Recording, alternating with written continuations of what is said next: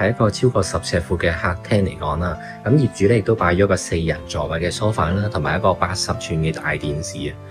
咁而一邊咧，亦都係一個收藏嘅酒櫃啦，望住一個咁靚嘅海景啦，咁基本上非常之舒服咁樣喺度享受緊一個人生啊。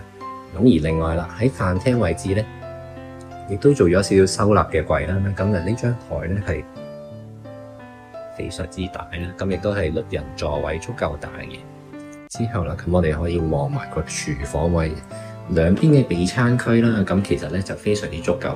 咁啊3個爐頭啦，咁同埋一個大星盤，而且咧煮飯都可以望住荃灣嘅夜景，非常之靚嘅。雪櫃之後咧，咁亦都係有個儲物室。咁儲物室咧就連埋就一個工人房嘅設計。大門口入到嚟啦，咁就會係一個闊嘅玄關位。咁會見到業主咧，其實做咗一個4格嘅一個鞋櫃啦。咁上面亦都係做翻一個相對應嘅儲物空間。門頭咧亦都有預留一啲經常擺鞋啊、經常出入嘅一個位，咁咪攝翻入去。咁可以令到咧嗰個整體上會比較整潔一啲。走廊部分啦，咁我哋咧穿嗰個位置轉翻右咧，就已經係一個原裝嘅客廁洗手間，冇太大改動。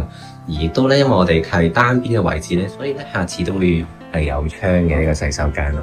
之後咧，咁我哋睇翻一個第一間細房啦，咁其實會見到樓底非常之高啊。咁變咗咧，其實上面張床咧做咗一個大概4尺床之後咧，其實下邊空間係完全唔會頂頭，非常之舒服。咁亦都係望翻全海景啦呢一度。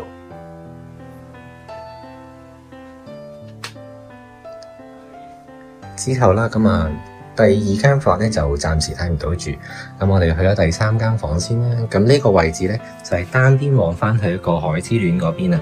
咁今日嘅景觀咧就非常之靚噶嘛，橙紅色啊、橙黃色嘅一個黃昏海景啊。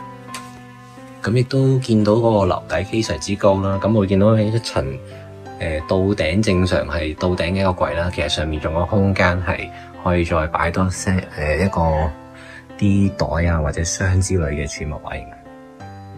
咁呢個咧就係一個主人嘅套廁。套廁嚟講咧，咁連住我哋呢度啦，其實亦都可以將本身呢間類似細嘅書房咧納入埋我哋呢間主人房嗰度。